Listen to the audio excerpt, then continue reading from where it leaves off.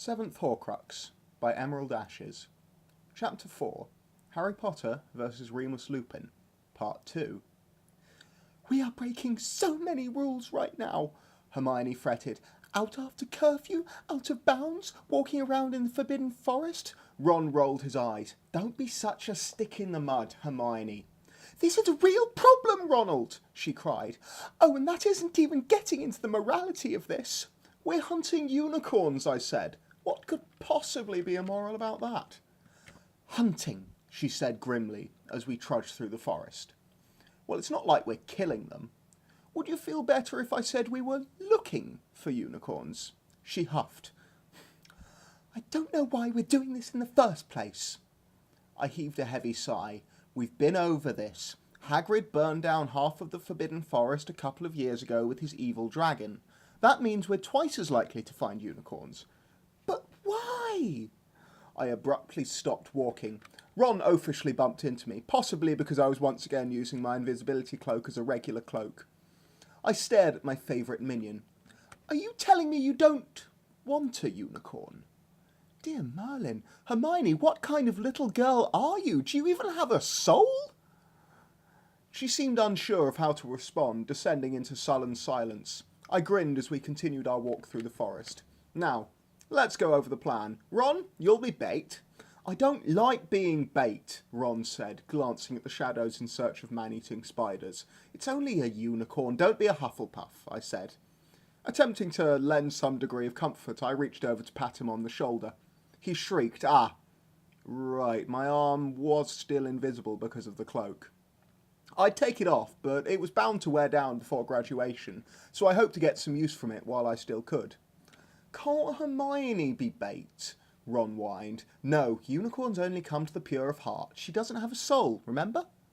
"Don't be ridiculous," Hermione snapped. "Really, why is having a unicorn so important anyway?" I sighed and reminded myself once again that my companions were still very young and naive.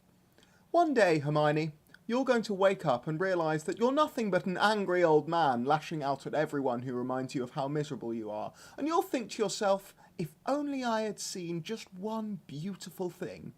If only I could have found proof that the world wasn't entirely horrible and corrupt. If only I had seen a unicorn." "Okay, we can look for unicorns," Hermione mumbled. I beamed, slinging a still invisible arm around her shoulder. "I knew you would see things my way. Now, all we have to do is..." "Stop!" a voice shouted from behind us. "Don't go any farther!" I cursed as Professor Lupin jogged over to us. The werewolf had followed us into the forest. At this rate, we would never find a unicorn. "I told you we shouldn't do this," Hermione hissed. "Oh, we'll be fine." I'd have disappeared under my cloak and continued the search, but I didn't trust Hermione to cover for me. Besides, I couldn't leave without my unicorn bait. Lupin said, "I finally found you. Now, where's Miss Weasley?" "Ron's right over there," I said, pointing at him with an invisible arm. "Hey, I'm not a girl!" Ron shouted at Lupin. "Yeah," I agreed. Lupin chuckled. "I do know that, Mr. Weasley. I was talking about your younger sister. I assume she's hiding somewhere among the trees?" I snorted and said, "Professor, we're trying to capture a unicorn. We can't afford to be slowed down by some second-year girl who probably still plays with dolls and puts flowers in her hair." Things were progressing slowly enough with 2 third-years. "She's been missing for a few hours now," Lupin said thoughtfully, "and she was last spotted leaving the castle. None of the portraits saw her come back in." I shrugged. That didn't seem too odd for her, considering the whole Chamber of Secrets incident. "She's probably performing some sort of dark ritual. It is the night of the full moon, after all." Lupin suddenly became very pale. "Oh, Merlin, it is." "Professor," Hermione said slowly, "you didn't forget to take your potion today, did you?" Ron yelped. "You don't think Snape's out here?" "He probably is," I said. "Right now he's prowling through the forest, mad with animalistic rage. Werewolves are well known for their thirst for virgin blood. Your sister is likely lost to us." Hermione said, "First of all, werewolves don't drink blood, that's vampires. Second of all, that virgin thing is a myth. Third of all, the moon isn't out as it's still cloudy. Finally..." Hermione was interrupted when Lupin rasped, "Run!" He was hunched over, fur sprouting from the back of his hands. Loud cracking sounds echoed through the forest, and Hermione's eyes widened. "Professor, are you okay?" "Forget about me. I didn't take Wolfsbane. You're all in danger," he said, though I could hardly hear the words amid his growls. His face appeared to be twisting into a snout. "You mean Lupin was the werewolf the whole time?" "Obviously," I said. "Really, Snape spent several classes talking about them. You'd think you'd know the signs by now. But you said, Ron, you really ought to know not to take me at my word. Don't you remember how I promised to feed Scabbers when you were in the hospital wing last year?" In my defence, the rat did survive, and its recently declining health was almost certainly not my fault. There was a girlish shriek, probably Ron, then a loud growl. Ah, yes, the ravenous werewolf. I'd forgotten. I grabbed Hermione's hand and started running. What? I might be an incredibly powerful wizard, but I'm no Lockhart. The werewolf pursued us, snapping at our cloaks and leaving deep gashes in the forest floor. I cursed. I couldn't find a unicorn, I was in the middle of the woods, and a professor was trying to eat me. Come to think of it, this was a lot like the first time I went through third year.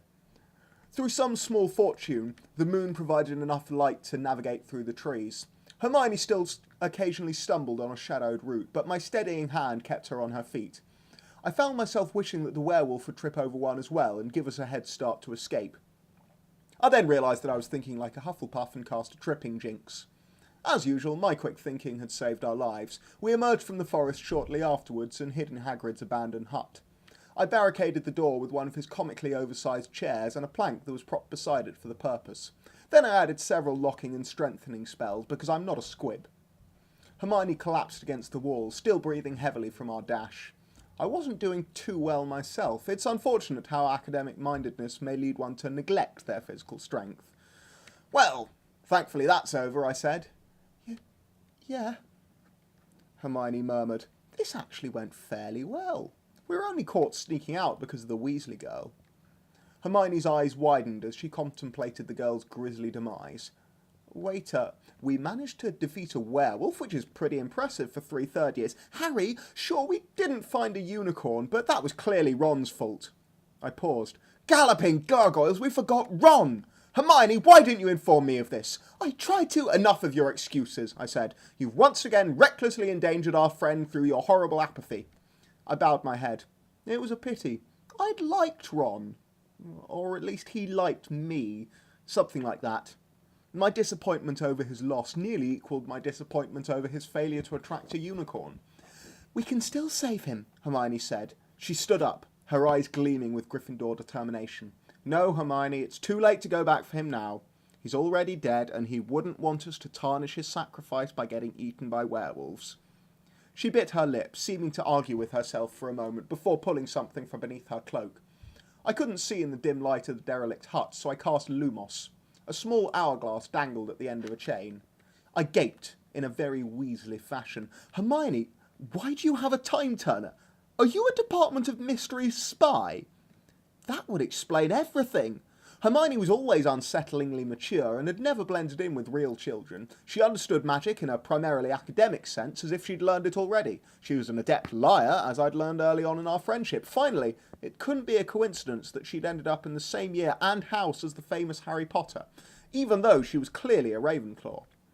Hermione frowned. "No, of course not. I got it from McGonagall so I could take all the electives." Hold on. You're telling me that if you take 2 extra classes, the school will give you power over time? Why don't they advertise these things? I grumbled. "I wasn't supposed to tell anyone, and I think it was sort of a special allowance for me," Hermione said. "Well, that makes it worse!" Hermione rolled her eyes, but knew better than to argue when I was obviously correct. She walked over and gestured for me to take hold of the time turner. With a well-practised hand, she turned the hourglass twice, and we fell into the past. I landed on my back. It seemed that I would have to get used to magical travel all over again. As I waited for my head to stop spinning, I stared up at the ceiling of Hagrid's dilapidated hut. There was a hole in it already, I noted, which was odd considering it had only been empty for a year. Perhaps the groundskeeper's home shared the castle's dramatic tendencies.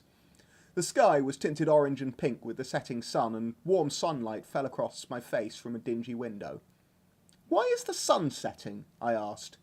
Hermione bit her lip as she glanced down and said carefully, We went back in time. You do remember, don't you? You didn't hit your... I am aware that we travelled through time. I am not an idiot, I said.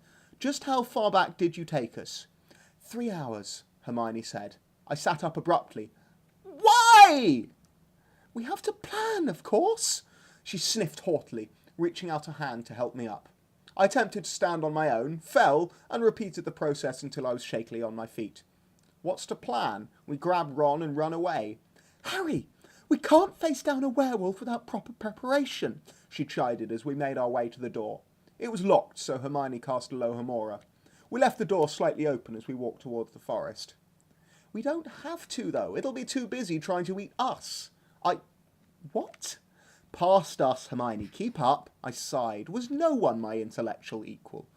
But it won't be chasing us for more than a few minutes, Hermione said. Yes, that's why we run. We've already been over this, but stop distracting from the issue. You took us 3 hours back in time, which means that I am 3 hours older and 3 hours closer to death.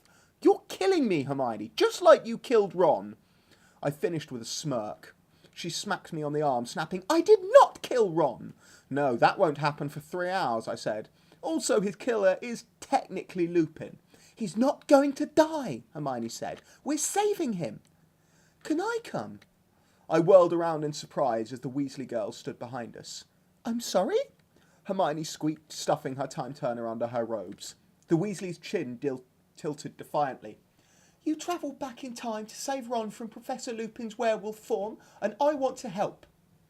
How did you know that? I demanded. Are you using legilimency right now? Hermione, don't look at her eyes. The redhead frowned, brow wrinkling in a very Weasley confusion. No, I just heard you talking. You do realise that your invisibility cloak doesn't shield sound, right? No, it unfortunately does not.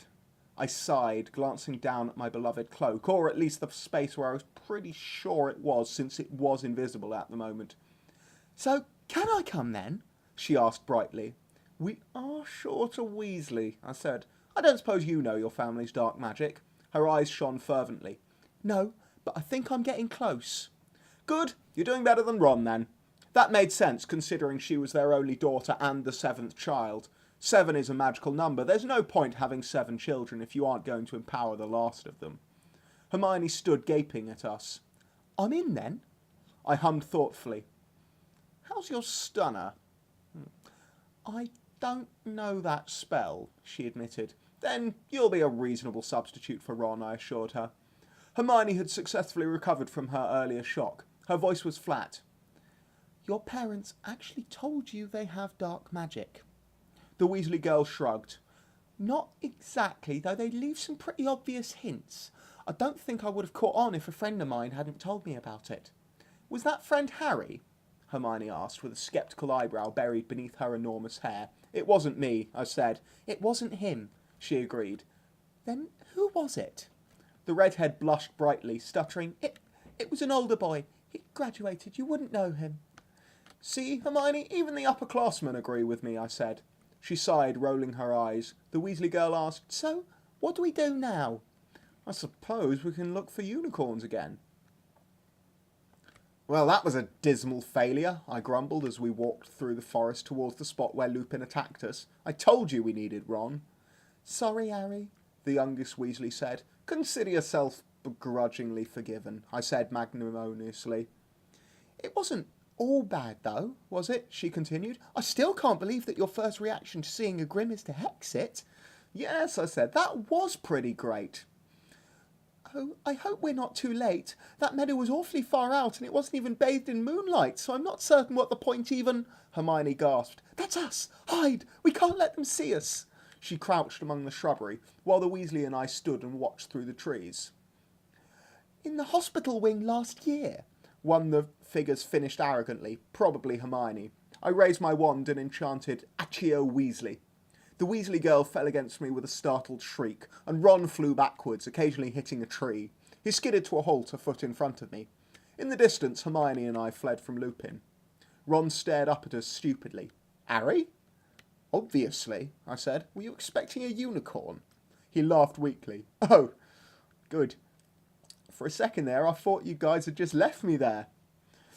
I said, Ron, we would never do that. You are our dearest friend, and frankly, I think worse of you for saying something so disloyal. Hermione flung her arms around him and began sniffing against his shoulder. I scowled. See? You've upset Hermione. He turned towards our substitute Weasley. Wait, how do you get here? She's been with us for 3 hours. Pay attention. I have, the youngest Weasley agreed. Ron's face twisted in confusion. But enough of this. We have to get out of here before the werewolf comes back. I think we all felt a little better once we entered the castle, and our odds of being named fell to their usual slightly less alarming level. Ron grinned. Glad that's over. Yes, I said, though we never did find that unicorn. I said I was sorry about that, the Weasley girl muttered, with a tone worryingly close to rebellion. Ron slung an arm around Hermione's shoulders. See, we didn't even get in trouble. It was at that moment that Severus descended from the shadows beneath the staircase, eyes gleaming. He always was overdramatic. My, what have we here? Has the lost little lion decided to grace us with her presence? Oh, and of course you're in the thick of this, Potter. He gestured towards me with a sweep of his black-robed arm. Hermione immediately came up with a cover story. You have to understand, Professor, we were just worried about Ginny, so you decided to go after her yourselves, rather than let the professors handle the situation. 20 points for typical Gryffindor foolishness. In retrospect, it was a bad idea, she said hurriedly, but we did find her before anyone else, and then Lupin found us. I said, Sir, I'm not sure if you are aware of this, but it turns out he was the werewolf all along. He tried to eat us. Severus was clearly pleased. He said, Continue. He forgot to take his wolfsbane because he is an idiot. Fortunately, I cast a tripping jinx and threw him off balance. Severus spoke approvingly. Attacking his feet, it seems you were paying attention after all. For applying your class knowledge to a real-life situation, 30 points to Slytherin. Hey, you can't... I paused. Did you just say Slytherin? Severus quirked an eyebrow and drawled, I am on to you, Potter. Dumbledore sighed heavily. I'm very disappointed in you, Harry. He had once again summoned me to his office, but this time it seemed I was actually in trouble. I kept my eyes downcast so that he couldn't steal my thoughts. Come to think of it, I really needed to learn occlumency at some point, and I still hadn't made that Horcrux. Seeing that I wasn't going to answer, Dumbledore continued, Why did you tell everyone about Professor Lupin's condition? Surely you realised how much trouble that would cause him. I didn't tell everyone, I muttered. I only told Snape, though I admittedly should have suspected he shouldn't be trusted with sensitive information, considering he couldn't even keep his own lycanthropy secret. Professor Snape is not a werewolf, he said, with a grandfatherly smile. No, I'm quite certain he is, I insisted. He told me so himself. I asked if he'd been attacked by a werewolf, and he said yes. Dumbledore coughed, no doubt trying to hide his shock at my brilliant deductions. That aside, I have it on good authority that you announced Professor Lupin's secret to the Gryffindor common room. That's not my fault. They were asking where I'd been. What was I supposed to do? Lie? Lie? Like a dirty Slytherin? Dumbledore accepted the insult without comment, which I assure you he would never have done when I was still Tom Riddle. You still did not need to ruin a good man's reputation. I stared at him incredulously. Usually I would have meekly agreed and hoped to escape Dumbledore's wrath for one more day. However, he was acting even more insane than he usually pretended to be. Headmaster, he turned into a ravenous monster that attacks students. I'd done many terrible things in my 2 lives, but I'd never accidentally murdered children. Dumbledore shook his head wearily. You have to understand that he would normally never harm a student, so long as he takes his wolfsbane. But he didn't take it, I pointed out. How'd you even forget something like that? It was a very stressful night. Miss Weasley had just gone missing, and with Sirius Black still on the loose. You can't just panic every time a student goes missing, I cried. We would never get anything done if we did that. We still haven't found those 2 Hufflepuffs. I personally suspected the Dementors. Be that as it may, Dumbledore said, it was not your secret to tell. You could have spoken to me, or Professor McGonagall. Right, because the staff handles murderous professors so well, I grumbled. That's why the Ministry stopped Hagrid's reign of terror, and I had to take down Quirrell. Admittedly, both of them were entirely innocent, but Dumbledore didn't need to know that. Perhaps I've been too lenient. Dumbledore suddenly looked very old. One of these days he was going to die, and I would finally be safe. So, can I go now? I asked. I think some of the other Gryffindors are having a pick-up game of Quidditch on the grounds. He said, "One last thing. Try not to stray too far from your aunt's house this summer. Sirius Black is still on the loose, after all." I nodded. Dumbledore waved me away with a strained smile. "Enjoy your Quidditch." I burst into the Gryffindor common room and approached my best minions. "Ron!" I barked. "I need you to organise a Quidditch game." Ron jumped up from the couch like a proper minion. He then ruined the effect by questioning me. "But I thought you hated Quidditch. This is a matter of vital importance." "What could possibly be important about Quidditch?" Hermione asked. "Dumbledore," I said, voice flat. Ron scratched his head thoughtfully. "I guess I can get Dean, Seamus and Neville. Ginny's always up for a game. The twins would usually be too, but they're pretty focused on catching some master prankster right now." Hermione raised an eyebrow and asked, "Master prankster?" Ron gestured towards the wall, where Fred and George were analysing a tapestry with a variety of spells. "Yeah, apparently somebody tossed them into the wall last night. Percy got hit too." "I'm surprised no one did this earlier," I sniffed disdainfully. "They're completely insufferable." "Harry," Hermione said, "you do realise that was you, right?" "What?" "Last night, when you waved your wand and said, 'Accio Weasley,' she mimed the motion with her wand and Ron fell into her with a startled squeak." Meanwhile, the twins stumbled and looked around the room with narrowed eyes. Hermione hastily lowered her arm, mumbling, "I probably shouldn't gesture with my wand." "Don't be a muggle, Hermione," I said, "and Ron, assemble our Quidditch team. I've had enough of your procrastination." It was then that Lupin's fur exploded outwards, his skin bursting and bloody underneath. I had to shout to be heard above the excited chattering of my fellow students. The Great Hall was always cacophonous during the end of the year feast, and Gryffindors have painfully short attention spans. I said, "Lupin got Ron, but we valiantly saved his life." Ron frowned. "Mate, you've got to stop saying it like that. People are going to think I'm a werewolf." "Ron, our classmates aren't idiots. That rumour will go away after a couple of moons. Now, what was I saying?" "Lupin was maiming Ron," one of my classmates said helpfully. "Yes, thank you. I hit it with a stinging hex as a distraction. This gave Hermione and I time to grab Ron and run. The werewolf followed, of course, but a well-aimed curse knocked it off its feet." "Where was Ginny?" Longbottom asked. I looked across the table, where the Weasley girl was gazing dreamily at me. "Wait, is that your name?" "Yes," she said. I snorted. "That's a house elf name."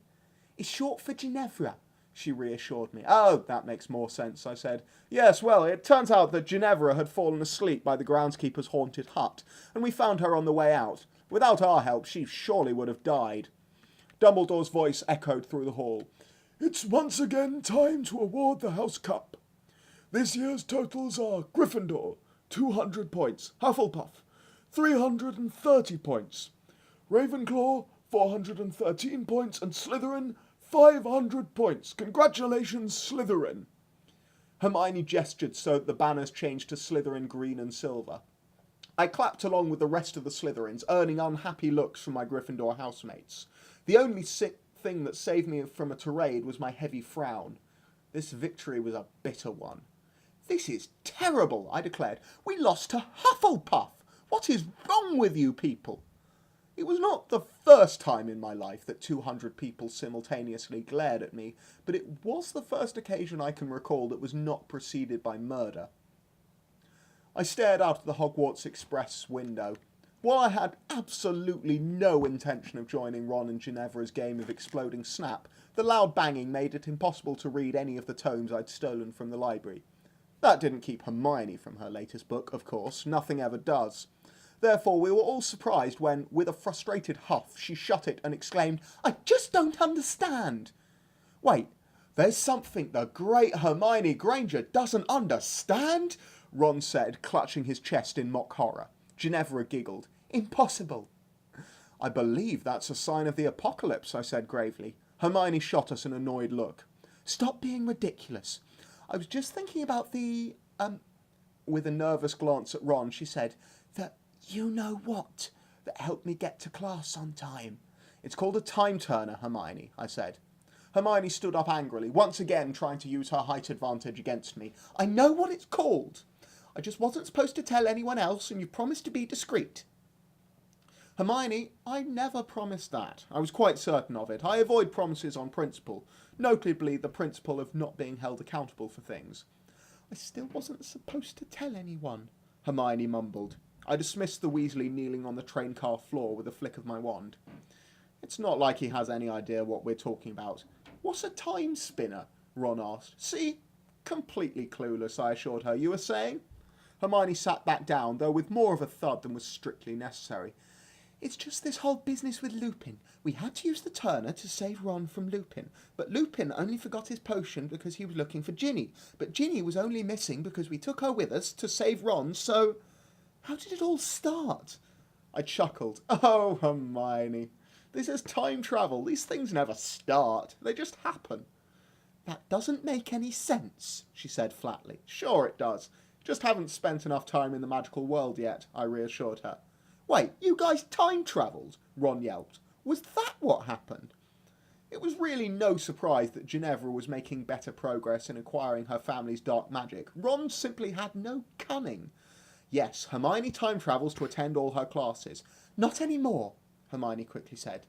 I've given up divination and muggle studies, they were useless anyway, and returned the time turner to Professor McGonagall. My jaw dropped in a very Weasley fashion. You returned the time turner, but Hermione, we had the power to bend time to our will. We could have done so many things. That's why I returned it. Hermione said primly, traitorous, selfish, and unrepentantly evil. Yes, she was exactly like me at that age.